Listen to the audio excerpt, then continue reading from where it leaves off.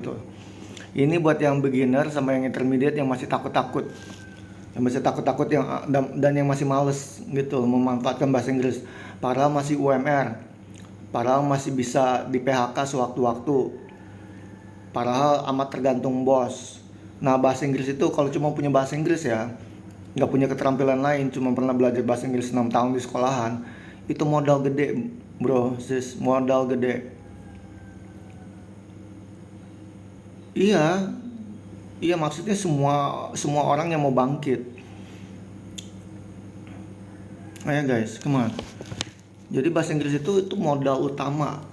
Lu tuh nggak bisa kerja, lu tuh nggak bisa masak nasi aja pun nggak bisa kalau tanpa bahasa gitu aja. Apalagi untuk kerja gitu. Jadi bahasa Inggris itu modal gede banget deh pokoknya. Kalau mau dimanfaatin dengan banyak baca, dengan banyak belajar, dengan banyak praktek, dengan banyak berpengalaman, karena ujung-ujungnya pengalaman itulah yang membawa manfaat berupa solusi barang atau jasa atau barang dan jasa yang akhirnya mendatangkan berkah bagi diri sendiri maupun orang lain. Yang salah satu bentuk berkah itu cuan gitu, intinya gitu. Tapi nggak ada yang instan, nggak ada yang instan. Jadi gue aja belajar bahasa Inggris tuh sampai sekarang gue masih belajar bahasa Inggris gitu dari SD gitu. Jadi nggak mungkin setahun 2 tahun langsung begitu, enggak. Tapi kalau lo nunda terus tuh, wah, totalnya lo udah umur 49 tahun. Ditunda terus, totalnya udah umur 49 tahun, terus lo tiba-tiba di PHK gitu. Nggak punya pegangan. Ya kenapa nggak dipakai bahasa Inggrisnya untuk ini, untuk ngisi ini gitu loh, dengan berbagi ilmu dan keterampilan, praktek dan pengalaman untuk bisa mandiri gitu loh. Jadi bahasa Inggris itu memberdayakan kita, guys. Memberdayakan kita. Jadi kita tinggal mau baca aja, mau gali ilmu aja gitu. Jadi nggak ada ruginya. Membaca itu tidak ada ruginya. Dan kalau udah mahir gitu ya, udah mahir bahasa Inggrisnya, itu bisa nggak usah buka kamus sambil dengerin audiobook. Dengerin audiobook berisi pengalaman seseorang yang ahli di bidangnya selama 40 tahun. Di dalam audiobook itu yang cuman durasinya 8 jam.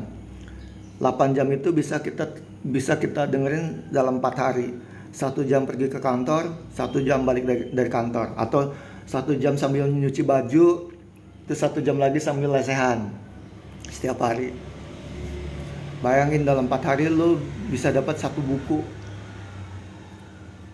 Terus lo ulang deh 3 kali biar dapat permata-permata yang tersembunyi di dalam buku itu. Lo dengerin 3 kali, pasti ngelotok. Kalau udah jago mahir bahasa Inggris. Terus kalau mau mahir bahasa Inggris tuh kuncinya cuma satu, latihan, praktek tiap hari, dan memperbaiki diri.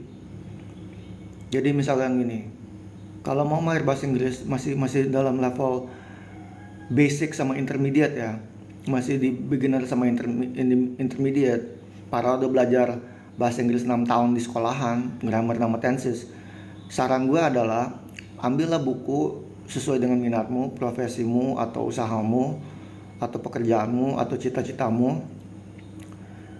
Terus dibaca sambil buka 3 macam kamus minimal. Inggris, Indonesia, sama Inggris Indonesia atau Indonesia Inggris.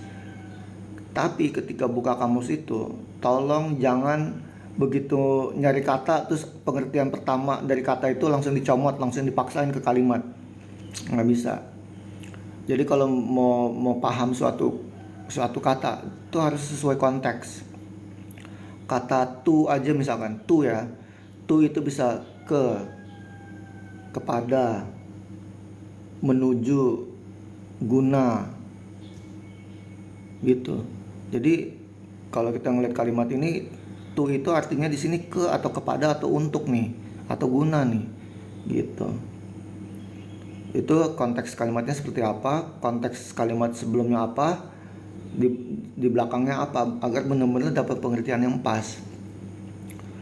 Terus udah gitu apa lagi ya, interest itu banyak artinya. Ada ketertarikan, ada kepentingan, ada bunga sesuai dengan bidang yang dibicarakan gitu. Kalau bunga kan interest di bank, kalau kepentingan interest bisa di bank, bisa di politik. Kalau interest di umum ketertarikan. Jadi kalau mau baca sesuatu tuh harus paham kata sesuai konteks, jangan dipaksain. Interest di sini artinya ketertarikan aja udah, nanti nggak dapet gitu loh. Padahal lagi yang lagi dibahas itu bunga. Nah, latihan baca 2 jam bersuara untuk melatih pelafalan yang tepat sama pendengaran yang tepat dan intonasi ya, alunan baca kalimat itu coba deh 2 jam sehari aja tanpa libur, sambil buka kamus yang gue sebutin tadi, 3 buah itu. Gue bisa janji kalau lo tuh benar-benar serius, paling nggak dalam sebulan ya udah bisa nambah suatu ilmu atau keterampilan tertentu, dan bahasa Inggrismu makin meningkat deh. Gue bisa jamin kalau lo latihan sendiri 2 jam aja sehari, tapi benar-benar serius, nggak pura-pura gitu loh.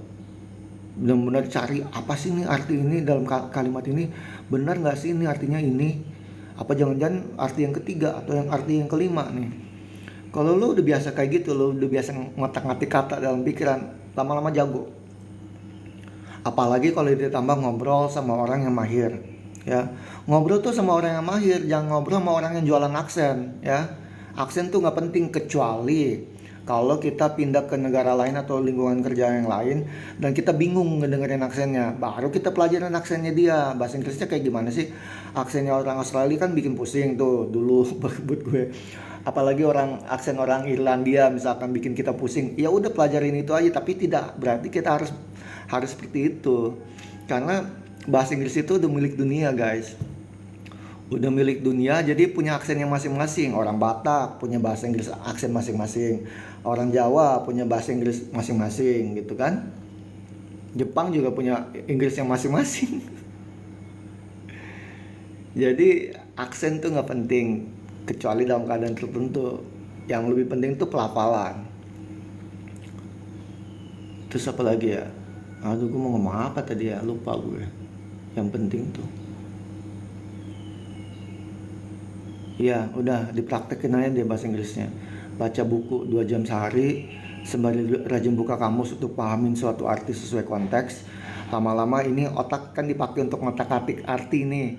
Lama-lama tuh jaringan otak tuh nambah, jaringan neuron tuh nambah. Semakin dipakai nih otak, semakin mahal harganya, oke? Gitu. Semakin diisi pengalaman nih, semakin berharga kita gitu. Karena orang tuh bayar orang tuh berdasarkan pengalaman, bukan berdasarkan waktu. Semakin banyak pengalamannya, semakin banyak thank you for the gift. Jadi ini buat yang masih UMR gitu ya, masih amat terancam setiap hari bisa di PHK sewaktu-waktu. Thank you for the gift ya Miss Ratu. Kalau lo bisa jajan 10.000 sehari tanpa mikir, itu berarti lo bisa pakai uang 3.650.000 untuk beli sesuatu yang berharga daripada cuma jajan aja 10.000 sehari. Bisa untuk mulai usaha. Mulai usaha tuh nggak perlu nunggu uang jutaan rupiah. Mulai usaha itu bisa mulai dari jualan barang orang. Halo Mr. Abdi, thank you for the gifts. Jual barang orang, jual jasa orang dengan komisi, itu kan nggak usah keluarin modal tuh, ya kan? Nggak usah nunggu punya ratusan juta dulu baru mulai usaha. Thank you very much Mr. Abdi. Terus ada gitu bisa juga untuk investasi ke usaha dagang atau bikin usaha sendiri gitu, kayak beli gerobak untuk jualan gorengan bisa, atau untuk investasi diri tuh 3.650.000. Itu kan cuma 10.000 sehari gitu. Jadi kalau mau keluar dari UMR, prioritasin jajan atau prioritasin punya usaha gitu aja. Pilih punya usaha atau punya aset, beli gerobak gitu.